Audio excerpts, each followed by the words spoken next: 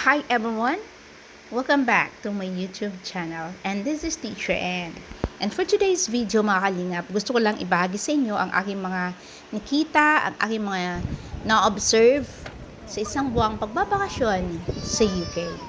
And ito nga mga kalingap, sa video inyo makikita ay ang aking manugang, balae at aking kapatid na British. And syempre, ang aking anak at saka ang aking apo at ako.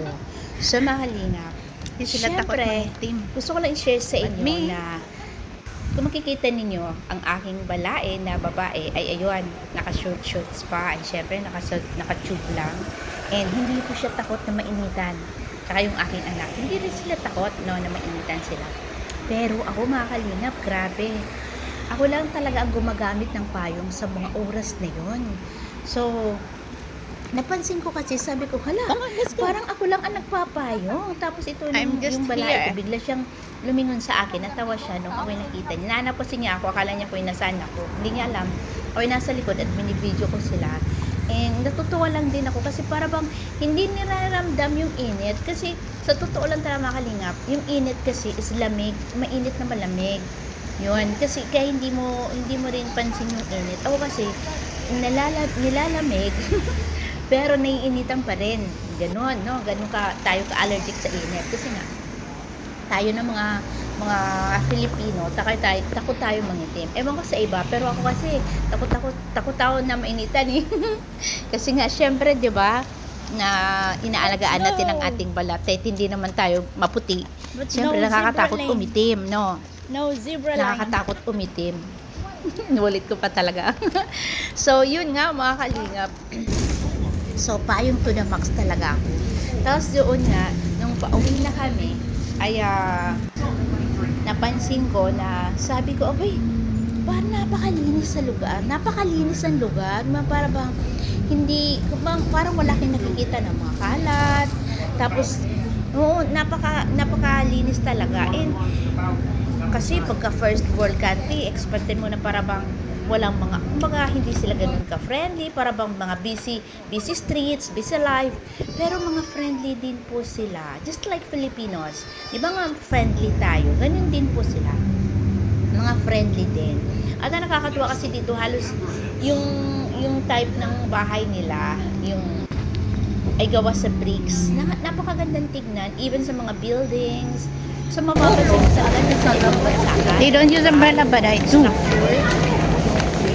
Mga buildings. And ayun nga, makalingap tingnan ninyo No one ako. Ako is lang talaga using yung nakapayong. And the rest, wala lang. They don't care. Wala lang silang pakialam. So ako, wala naman ang pakialam kahit Hindi sila takot tinitingnan mangitim. nila ako kasi ako ngayon nakapayong. Basta ako'y Hong nakapayong. Kong Tea Kasi Bar. doon ako comfortable. There's Hong Kong in the... So ayun, kami ay, alam mo ba, sa isang buwan ko na pagbakasyon sa UK, dami ko na-observe and dami ko din natutunan na There's Hong Kong in the Philippines. There's... sa anak ko, biruin mo yung anak ko, di ba? Nanganak siya. Sa atin kasi, dati 1 month, 2 months, pagkasasarya. Then, sa UK kasi, yung anak ko ay isang months. Nung nanganak siya, 9 months, bago siya bumalik sa hospital, bago siya nag-work. So, hindi tayo ng 9 months, with anak niya. Saka siya, babalik sa duty niya, sa nurse. So, di ba nakakatuwa, babalik ko sa pagka ang anak mo ay malaki na talaga, iba yun siya.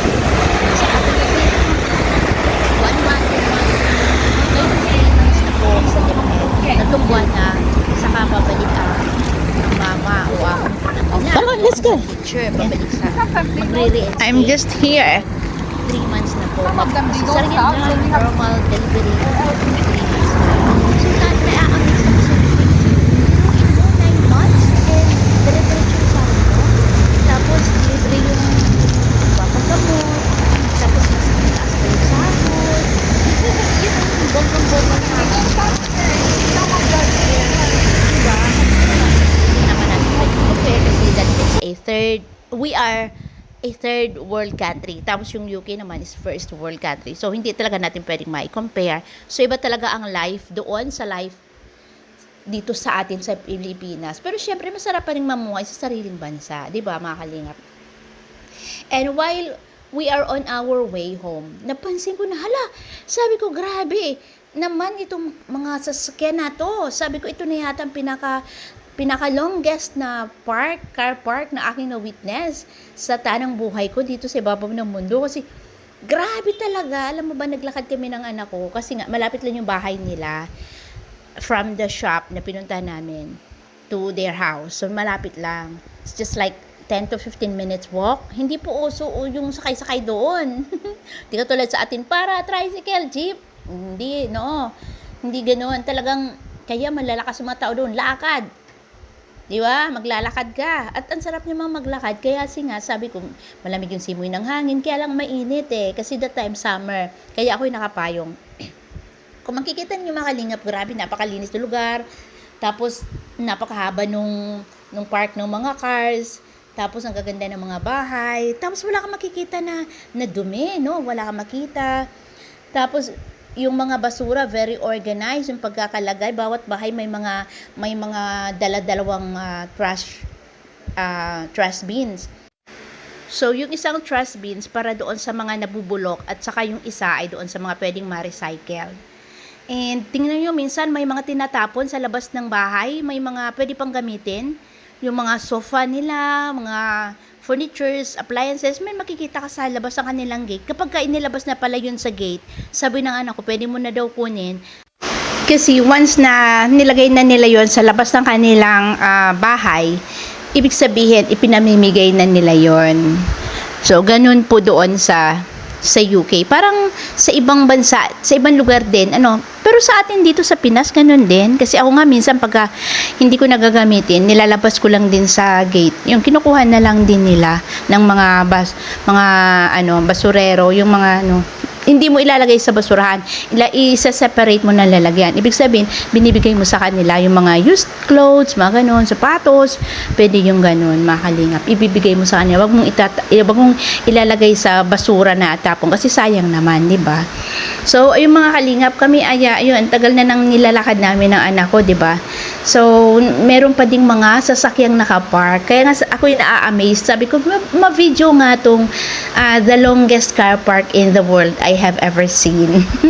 Di ba? Kasi tingnan mo, grabe talaga. As in, napakahaba po ng mga pila ng sasakyan na yan na nakapark po dyan just in front of their house. And safe po ang mga sasakyan. Hindi naman siguro, wala namang nagkakarnap niya dyan, mga kalingap. Kasi nga, monitored by CCTV everywhere sa UK. Kita ang mga galawan. And nakakatuwa dito sa UK, mga kalingap.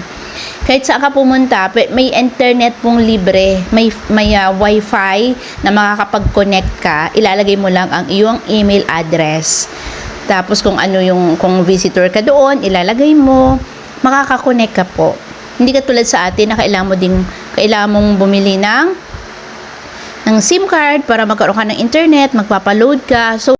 So there's a big difference talaga between the first world country and the third world country kasi ang Philippines is considered as the third world country.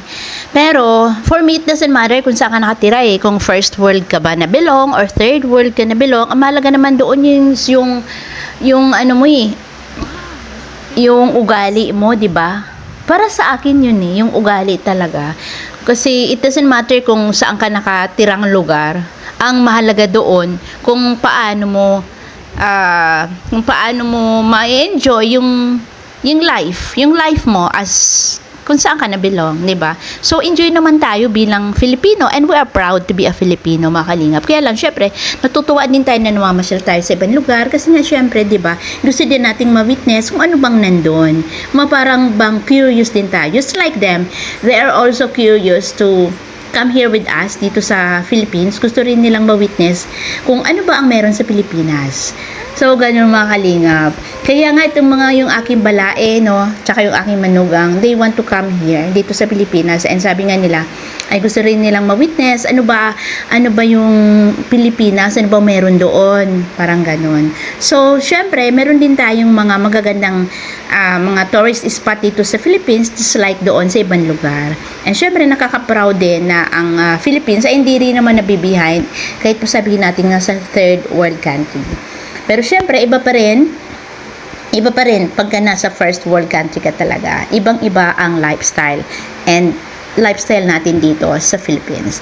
Okay guys, so ayun, siguro nakita nyo yung mga pictures doon na na-flash ko, yung pictures ng London Bridge, pictures ng Big Ben, and yung iba pang mga pictures na makikita ninyo. Sana nagustuhan ninyo, and ang video na to, gusto ko lang i-share sa inyo para naman feeling, kumbaga parang pagka napanood nyo to, syempre feeling nyo na din ay nakarating na din kayo doon sa place kung saan ako nakarating. Okay guys, ganito na lang. God bless and thank you guys for watching. Huwag mong kalilimutang mag thumbs up. Yun lang po mga kalingap. Bye bye and God bless everyone.